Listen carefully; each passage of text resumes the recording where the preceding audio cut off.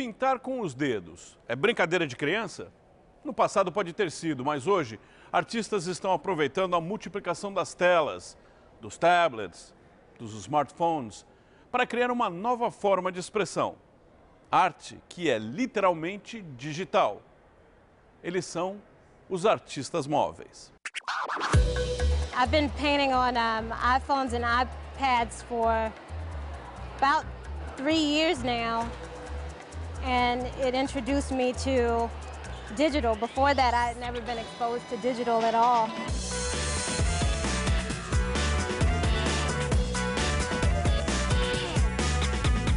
Quem vê grandes empresas dominando o setor de tecnologia pode não se lembrar que muitas delas começaram dentro de garagens.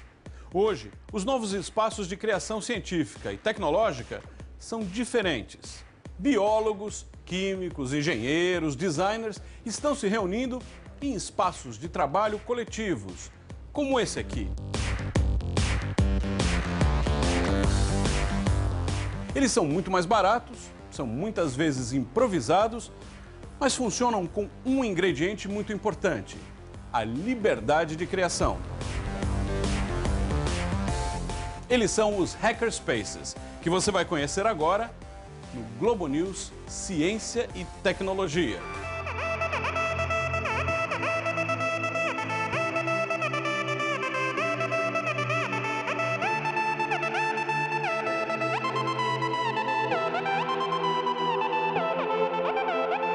Número 2066 da Chris Drive, em Los Al, na Califórnia. Esse foi o endereço onde dois Steves transformaram a história da tecnologia. Steve Jobs e Steve Wozniak iniciaram a Apple dentro dessa pequena garagem. Transformaram um local que guardava carros e quinquilharias no berço dos computadores pessoais. De lá para cá, lugares pouco convencionais de trabalho colaborativo se multiplicaram. Hoje, pessoas com interesses em comum, quando conseguem um pequeno financiamento e acham um lugar descolado, criam um hackerspace.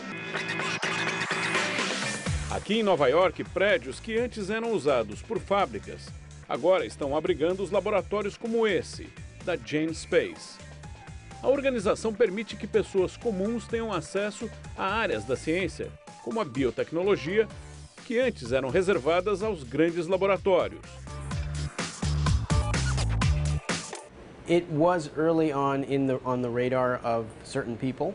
There were people that were starting a movement called DIY Bio, basically amateur biology. I was not really plugged into the early movement. I did early on establish my own laboratory and collaborate with artists and designers here on this floor. But I did this independently. I wanted to start my own laboratory. So until I met Ellen, who's also a co-founder of GenSpace, I wasn't plugged into the DIY bio movement. What can come out of this? Real breakthroughs in technology, you think? I think the time is right for real breakthroughs to come out of spaces such as this, which are a bit non-traditional. The technology is becoming easier to perform. It's becoming cheaper. The costs are being driven down. More equipment is being more available. You have a lot more PhDs around that can carry out these projects. And the scale, synthetic biology is something that we carry out in this laboratory. Synthetic biology is very scalable. You don't need to build a multi-billion-dollar corporation to start working on projects. You can essentially start working on projects with very minimal resources that may save lives. There are projects that students have carried out under the auspices of the iGEM program, which stands for International Genetically Engineered Machines Competition. It's basically a boot camp for undergrads to work on biotech projects. And some of the projects, they've then gone and applied for Gates Foundation grants to try to develop them further. We're talking about genetically engineered microbes that can detect hazardous substances like toxins in water, or parasites in water, and then signal whether or not that water is safe to drink or consume or enter.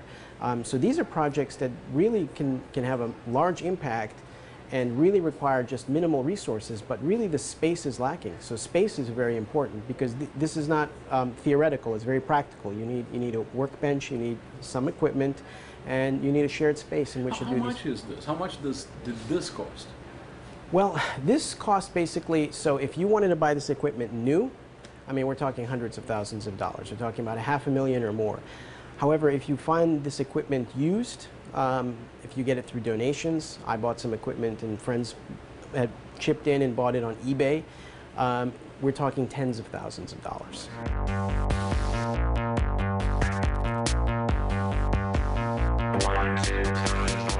A equipe da GenSpace construiu uma série de experimentos capazes de gerar tecnologias importantes no futuro. Há pouca gente, pouco espaço e muito equipamento de segunda mão, mas sobra vontade de produzir e inovar. O objetivo da cultura hacker é modificar, transformar o que existe. Ellen Jorgensen, presidente da GenSpace, coordena um projeto com estudantes de diversas partes do mundo. Eles estão competindo com vários outros centros de pesquisa na tentativa de criar uma bactéria geneticamente modificada, diferente de todas as que existem na natureza.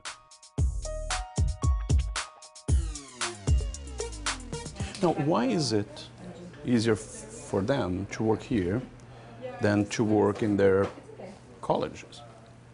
A lot of colleges just don't have enough facilities, or the people that are interested in doing this are not biology students. Maybe they're from an art department, or maybe they're a computer scientist.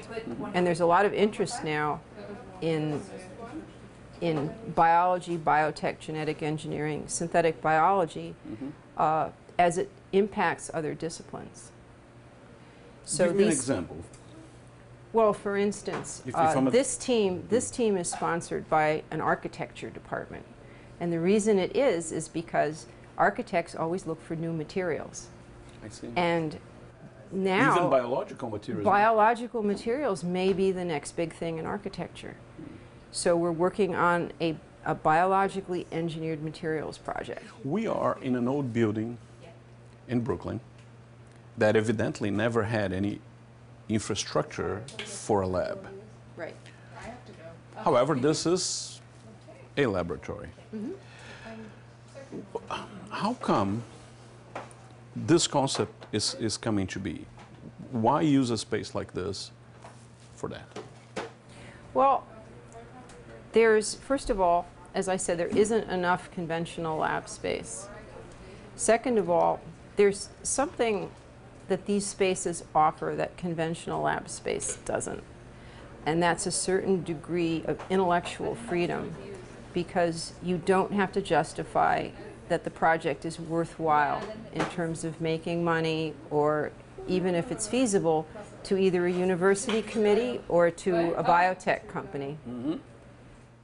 So what they have here is, let me see what kind of materials you've got over there. So basically, what's the bare bones? What do you need in a space like this? Yeah. Actually, it's surprising. You do need several things, depending. If you're really going to work with genetic engineering of bacteria, you need facilities to grow the bacteria. Right. And you need facilities to make solutions, to weigh things out, to work with things safely. So you need centrifuges, you need balances, you need hoods, you need incubators, places where the bacteria can grow, things like that. So what moves you? Well, we certainly want this to succeed for many reasons. So, first of all, we think these spaces are crucial to the future of innovation. We're training future scientists here, as well as providing a space for biohackers, innovators, even biologists who want to do work that's something not what they're doing in their regular job. So we think it's crucial to have these spaces, and a lot of the success of these spaces in the end may rest on the dream of something important coming out of them. So the pressure is, we really want to make sure somebody invents something really cool here. When did that start, this movement, the hackerspace movement? Very new, maybe 2008. And what gave the impetus? 2 or 3 things. First, that competition that I mentioned. A lot of people came out of that, said, well, we're not undergraduates anymore, but we think this is great fun and we'd like to keep doing it. 2, the technology to read and write DNA code is getting cheaper and cheaper. Now, by the end of the year, you'll be able to sequence an entire human genome for less than €1,000 in under a day. So it's very, very amazing technology that's moving really quickly. So it's getting cheaper. And the third thing is you can get almost anything on eBay now. So many biotech companies went under. Equipment? Yeah, you can buy all of this stuff on eBay. A GeneSpace luta para produzir resultados concretos, com uso de mercado. O laboratório tem menos de 2 anos de existência e o potencial é palpável. Uma das pesquisas mais promissoras envolve a criação de um perfil genético, acessível a qualquer pessoa. A year and a half is a very short period of time, even for a lab that's established in a university setting. I mean, so the doors open just, in a year and a half, and we've had a parade of people come through here. We've had some very interesting projects that have started and gotten to a certain degree of completion. We're sponsoring now our second iGEM team. So we've had basically projects where we've tried to grow these little crystals called quantum dots. So that's still an ongoing project. We have artists come through here who are basically doing some really edgy work to try to basically probe the boundaries of privacy and genetics. Basically, they're going around getting samples of genetic material. Heather, she's a member, getting samples of human material out in public, hair samples, so on and so forth. And then when you process the samples and sequence them, you can actually, we know they have the technology now that you can get a profile of this person. How do they look like? Right? And then you can make a bust of them and say, well, this person was in this space, at some point. And it's very, it raises a lot of questions, like, what do we consider ourselves? What do we consider, our information? Because we leave genetic information all over the place. We spread it all over the place. It's coming off of us all the time. And up until this point, we never had the technology to look at it. So it was like, who cares, right? But now when you have the technology to read it, then you start raising new issues.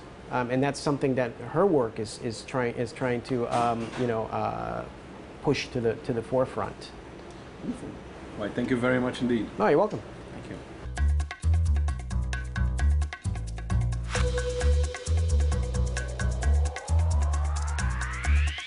Usar os dedos para pintar nunca foi uma técnica que mereceu respeito na arte. Não passou de brincadeira de criança. Mas agora uma nova geração de artistas descobriu em milhões de telas espalhadas pelo mundo, nos tablets, nos smartphones, um meio ideal de expressão. É a nova forma de arte que é literalmente digital. É uma cena conhecida. Em um estúdio, o artista observa a modelo e, com o seu pincel, cria a imagem. Durante séculos, esse foi o meio de expressão clássico. Mas hoje, a forma de criar uma imagem está mudando radicalmente. A arte digital já se popularizou em museus e festivais de inovação eletrônica. Mas não só isso. Um grupo de criadores está transformando tablets e telefones nas telas de pintura da era digital. What we do here is to try to generate some fun, art, mobile art, and some excitement for the movement, and to educate, and to bring together people from all over the world who have a love for making art on their mobile devices. Em lugar de tintas e paletas, dedo e pincel eletrônico, capaz de usar todas as cores e padrões disponíveis nas centenas de aplicativos voltados para artistas móveis. É um mercado que não para de crescer. We are Nomad Brush. My name's Don Lee, I'm inventor of the Nomad Brush. We offer a stylus that looks and feels just like a paintbrush. Mia Robinson começou a pintar em 2008 no seu primeiro smartphone e se tornou uma das fundadoras de uma associação que reúne artistas digitais móveis no mundo inteiro.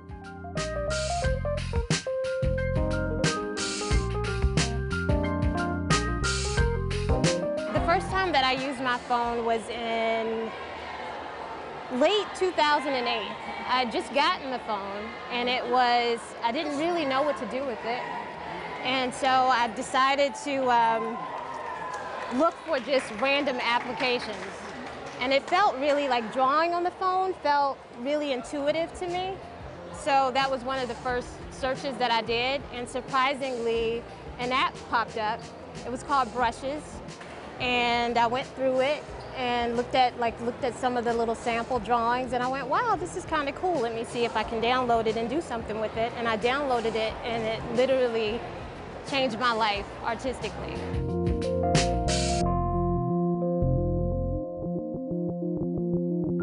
The first thing that you did was what? The first thing I did was a drawing of my nephew. I did this very quick sketch of him dancing around the house. And it was just, you know, as soon as I tried it and I saw, you know, like the gestural qualities of the drawing, I just immediately was just blown away, and I couldn't put it down after that. When you say gestural qualities of the drawing, what is that? The lines, and you know, when you think about digital, you always think that it's like going to be really graphic, you know, like the images are going to be very sharp and not really fluid, you know? Mm-hmm. And you know, at least that was my impression of digital. I didn't have a digital background before then. And then I started drawing on it, and I realized that it really was a lot like drawing with pencil on paper. O cavalete do artista, em qualquer lugar, chama a atenção. Usar um telefone como tela tem suas vantagens. É fácil pintar sem ser percebido. I don't drive, so whenever I'm on the train, I'm always sketching something or finishing a painting that I've been working on. I do a lot of sketches, like candid sketches of people, so a lot of people watching. And it's really cool because the phone is like very stealth-like, so people generally, they don't know, like they look at you and they're like, who's this weird person staring at me, like, you know, with this intense expression on their face, you know? But then they sort of process it as you just texting or emailing or something like that. A praticidade de ferramentas que estão ao alcance de todos revoluciona as formas de criar e torna artistas aqueles que nunca pensaram em pintar.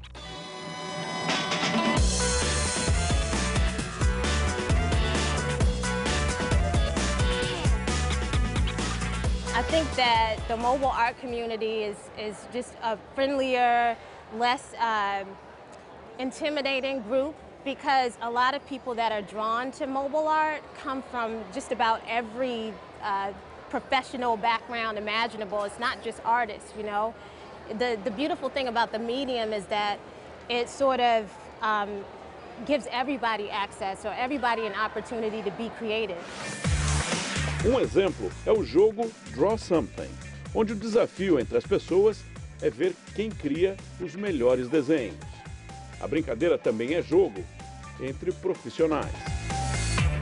A lot of mobile artists, they'll load an image or email an image to another artist, and they'll just pass it back and forth, and you just add to it and see where it goes. Or some people, you know, paint over, you know, they have little art battles and stuff like that. And, What's an art battle like? Well, you know, like there's one with a guy named Benjamin Rabbit and Matthew Watkins, and they go back and forth with these images of a pig and a rabbit. And they just sort of like put the pig and the rabbit in these different, you know, situations where the pig is on top one time and then the rabbit does something, you know, and it just goes back and forth. And it's really funny and entertaining, but it's also, you know, when you pass back and forth, you learn a lot, you know, a lot of technical things within the digital medium, because everybody works differently. Like, I'm a fine artist, so I tend to work on one layer, but if I passed it to someone else, they might work on several layers and pass it back to me. And I'm like, what is this? Wait a minute. These are all these like cool little features that I didn't know about. Mas trabalhar em telas virtuais tem desafios. O principal é como transformar arte móvel em meio de vida. I think the main return that a lot of us get right now is just the, exposure. I mean, it's a young medium, and I think the challenge that we face particularly as a fine artist in the medium. If you're an illustrator, you can go off to a studio and, maybe do animation or things like that. But for a fine artist, I think it's a little bit more difficult to make a living off of it because a lot of people don't associate fine art with digital. If you get what I mean, like, painting on canvas, well, that's an original because you have paint on one canvas, But with digital, you have a file, just a digital file. I think over time, as people begin to realize that digital art is more than just manipulating a photo, people are actually generating images from scratch on devices, and not just mobile devices, but large devices as well. I think as people become more exposed to it, they'll be more accepting of it, and then you'll see maybe an artist like me or some of my peers making a living off of it. Right now, what we do, particularly within my organization, is we just try to get people aware of it and exposed to it, and just try to let people know, like, hey, there's some really, really talented artists that are using these little tiny devices and doing some really amazing things. Absent the device, the artwork is just brilliant, And it's really, I think that's what people need to see, for right now anyway. I'm not in it well, I wouldn't mind making money off of it and supporting myself, but, what I really like to see is someone who didn't appreciate it come to it and see it and say, wait, I didn't realize that you could do this much with it. Nosso programa fica por aqui. Não se esqueça de comentar, fazer sugestões. Até a semana que vem.